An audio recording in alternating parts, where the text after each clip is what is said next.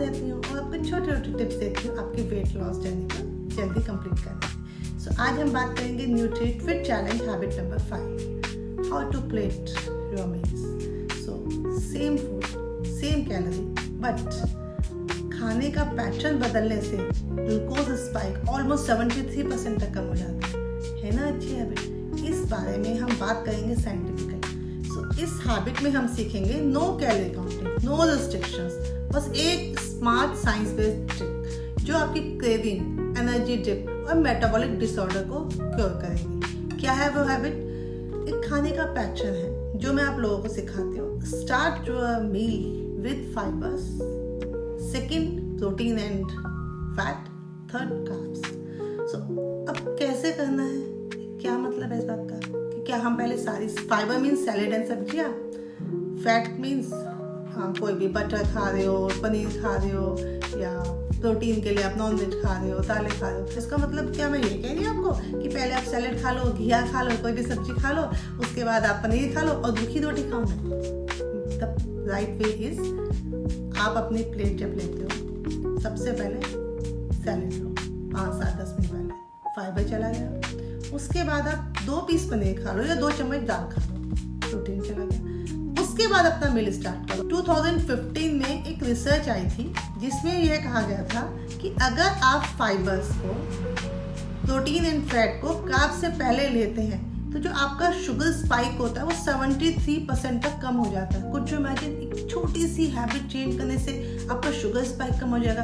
अगर sugar spike कम होगा तो वो डिप नहीं आएगा, और डिप नहीं आएगा तो जो आपको हंगर पैंग पड़ते हैं ना, बीच में खाना खत्म, जैसे वो शुगर डाउन आती है, आपको भूख लगती है, वो नहीं आएगी। सिर्फ एक छोटी सी हैबिट। जब हम अपने मील की शुरुआत डायरेक्ट कार्ब से करते हैं तो वो डायरेक्ट ब्लड में जाता है, ग्लूकोज स्पाइक आता है, फिर ग्लूकोज डिप भी आता है। जब ये ग्लूकोज डिप आता है तो हमें दोबारा भूख लगती है, क्योंकि ये बहुत जल्दी आता है। तो इसलिए हम जब भी अपनी मील की शुरुआत करते हैं फाइबर से करते हैं। उससे होता क्या है, फाइबर हमारे स्टमक में जाके एक प्रोटेक्टिव जेली बना लेता है, जिससे जब हम कार्ब्स लेते हैं वो धीरे धीरे धीरे ब्लड स्ट्रीम में जाता है। इसको कहते हैं गैस्ट्रिक एम्प्टिंग। तो गैस्ट्रिक एम्प्टिंग स्लो हो जाती है फाइबर पहले खाने से। फाइबर प्रोटीन को पहले लेने से जब धीरे धीरे ब्लड में ग्लूकोज जाएगा तो जो ग्लूकोज बढ़ता है वो नहीं होगा।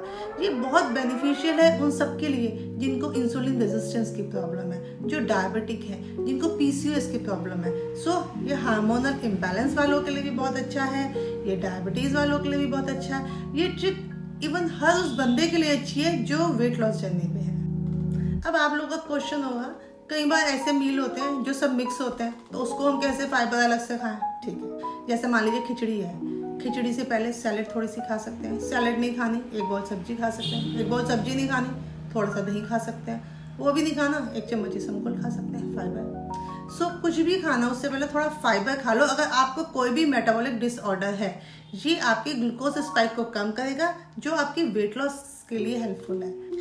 बाकी आप सबको पता है मेरा फॉर्मूला वेट लॉस के लिए 25% फॉर्मूला। 25% फॉर्मूला में मैं क्या बताती हूँ, हर प्लेट में 1 बाउल दाल है, 1 बाउल सैलेड है, 1 बाउल सब्जी है, 1 बाउल राइस और चपाती है। ठीक है, अब हमने सब्जी ली 1 बाउल हमने सैलेड ली, तो दोनों क्या हो गए, फाइबर।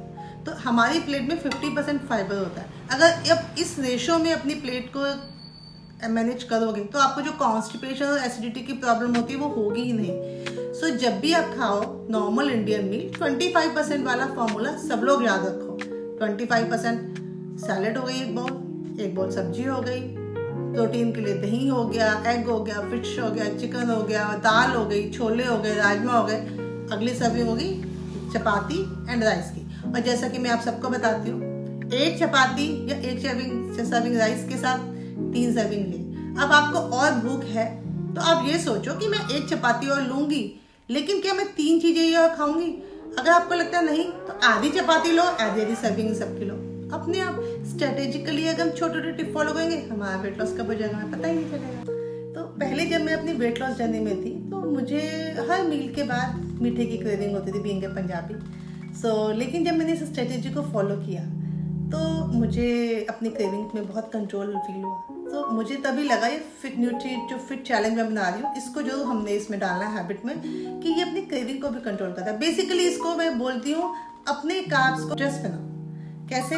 आप बर्गर खा रहे हो, कार्ब्स है, उसके ऊपर वेजीज लगाओ, सैलड लगाओ, बटर लगाओ, एवोकाडो लगाओ, ऐसे यूज़ करो ताकि हमने अपने कार्ब्स को कपड़े बना दिए, ड्रेस बना दी। अपनी कार्ब्स को अगर आप मिक्स करके खाओगे प्रोटीन, फैट एंड फाइबर के साथ, तो ये आपको जो इंसुलिन स्पाइक देता है, जो ग्लूकोज डिप देता है, वो नहीं होगा, आपकी क्रेविंग कंट्रोल में रहेगी।